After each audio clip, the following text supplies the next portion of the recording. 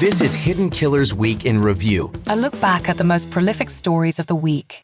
This is the Hidden Killers podcast with Tony Brueski. Featuring former FBI Special Agent and Chief of the Counterintelligence Behavioral Analysis Program, Robin Dreeke. The case against Sean Diddy Combs, well, I guess which case are we talking about is the main question.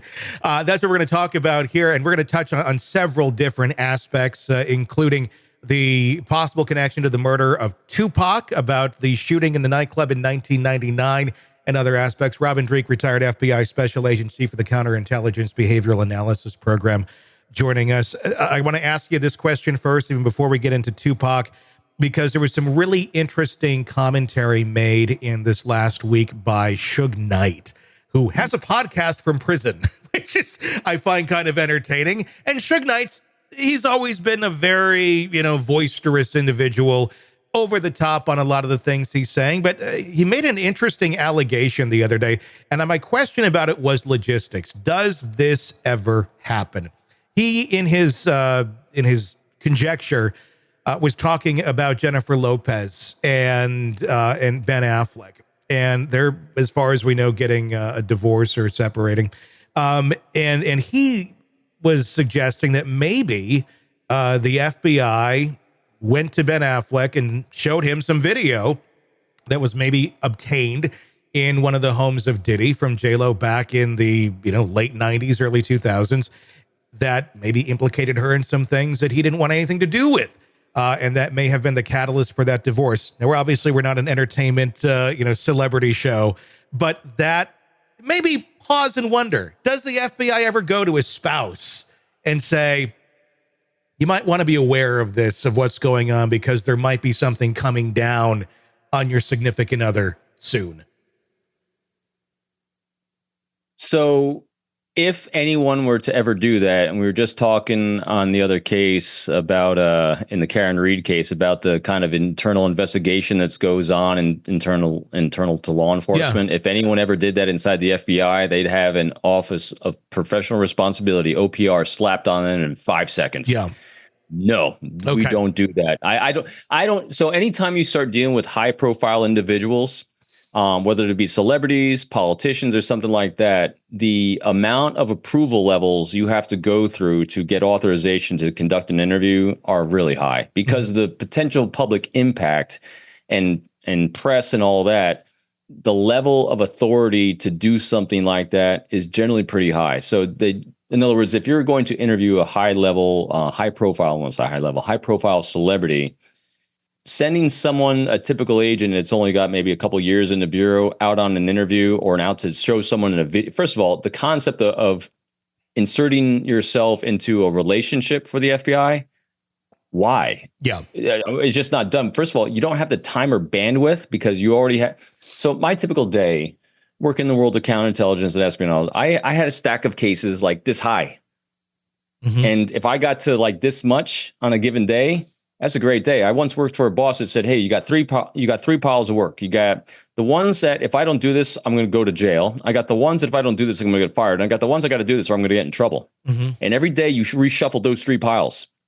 And that's all you did every day. You constantly triaging and assessing your bandwidth that day. So to be able to take time away from legitimate investigations that are protecting the national security of the United States and the public safety to go insert yourself into someone's personal relationship? No. The only... And so say you had some, I won't use the term lightly, some moron that decides to do that.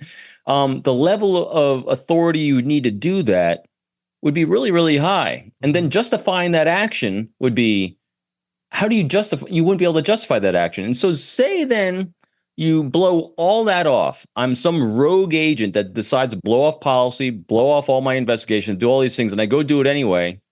The likelihood of one of these celebrities coming back and calling the local FBI office and diming you out is extremely high. And then you're thrown in the same situation. So the likelihood of that, exceptionally low. So Suge is full of shit.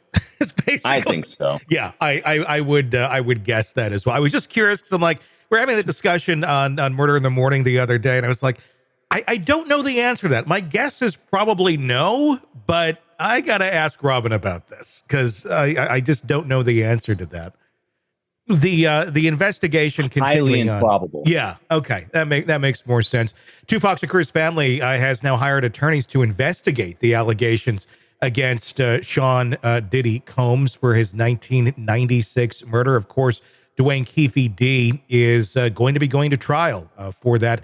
But the allegations are that Diddy had a hit out, $1 million to assassinate Tupac. And that's always been a rumor for since 1996.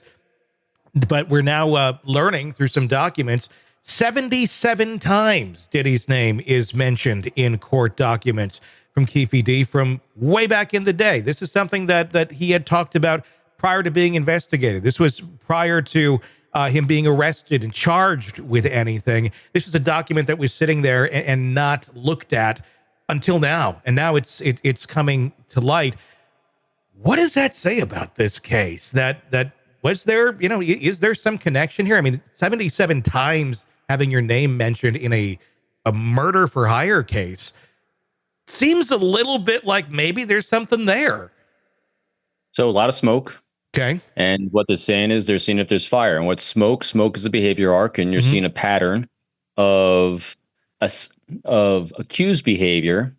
And so what they're going to be doing in the investigation is there any data points to back up the accused behavior? And what was the trigger point that sent it over to go from threats to actual action? And so that's what the investigation is going to show. And so I mean, there's so much smoke all over the place here. I think that's the challenge for not just this aspect of the case, but every single aspect of the case. There's such a large network of people and concentric circles of protection around him.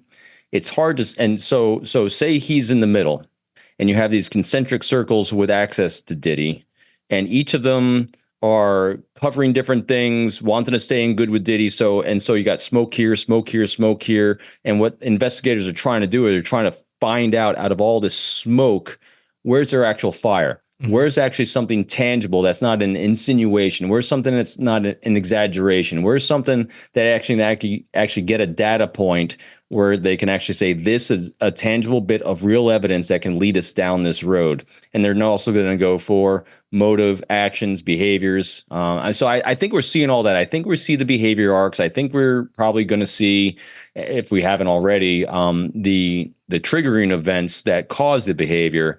What they're really searching for is how much hard evidence do they have that can justify it all.